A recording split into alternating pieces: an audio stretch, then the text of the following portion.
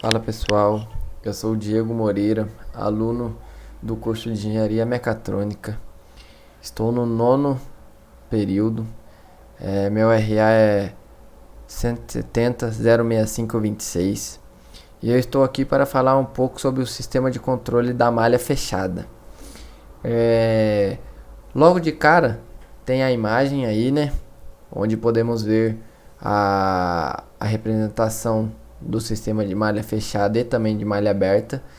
E uma das vantagens do sistema da malha fechada é a maior precisão que ele tem e a maior capacidade de rejeição a distúrbios.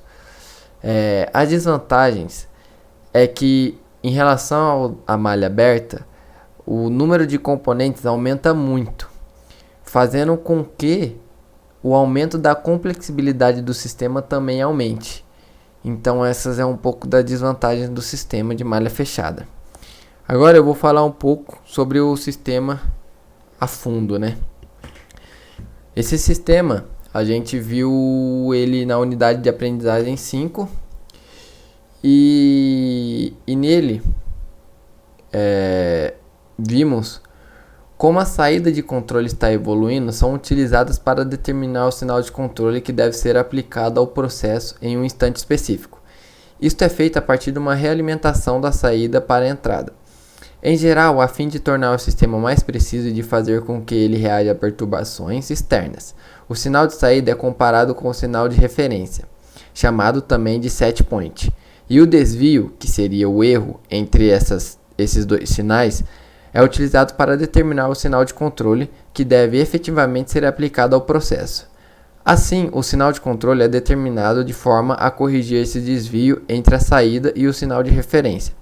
O dispositivo que utiliza o sinal de erro para determinar ou calcular o sinal de controle ser aplicado à planta é chamado de controlador ou compensador. Um exemplo desse sistema a gente pode ver num forno. Suponha agora que a temperatura interna do forno é medida e o seu valor é comparado com a referência pré-estabelecida. Se a temperatura dentro do forno é menor que a referência, então aplica-se ao forno uma potência proporcional a esta diferença. Nesse sentido, a temperatura dentro do forno tenderá a crescer, diminuindo a diferença em relação à referência. No caso do erro ser negativo, a temperatura do forno maior que a do valor referência, acionaria-se um sistema de resfriamento do forno com a potência proporcional a este erro, ou simplesmente se desligaria o aquecimento do mesmo.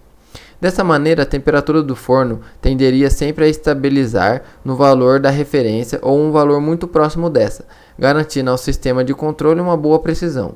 Além disso, variações da temperatura externa, que fariam variar a temperatura dentro do forno, seriam compensadas pelo efeito de realimentação, garantindo ao sistema a capacidade de adaptação a perturbações externas. E essa foi minha apresentação. Queria deixar meu muito obrigado ao professor e uma boa tarde.